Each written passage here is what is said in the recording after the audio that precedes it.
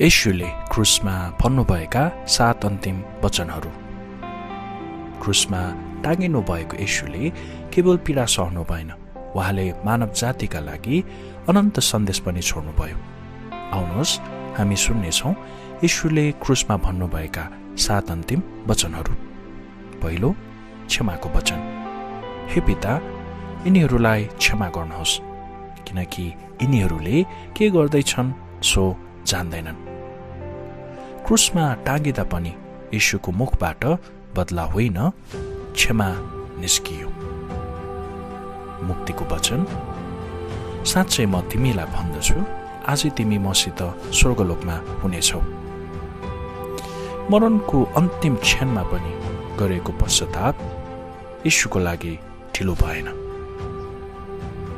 मायाको वचन। नारी, हेर्नुहोस् तपाईको छोरो, हेर तिम्री आमा। अत्यन्त पीडामा भए पनि येशूले आफ्नी आमाको भविष्यको वास्ता गर्नुभयो। पीडाको र विलापको वचन। हे मेरा परमेश्वर, हे मेरा परमेश्वर, तपाईले मलाई किन त्याग्नु भएको छ? यो वचन केवल पीडाको होइन, भजन 22 को भविष्यवाणीको पनि आवाज थियो। मानवीय पीडाको वचन। मलाई तिर्खा लाग्यो।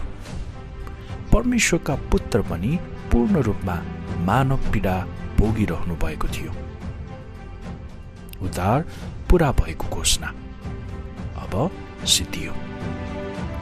पापको ऋण तिरियो, भविष्यवाणी पूरा भयो र उद्धारको काम पूर्ण भयो। समर्पणको अन्तिम वचन।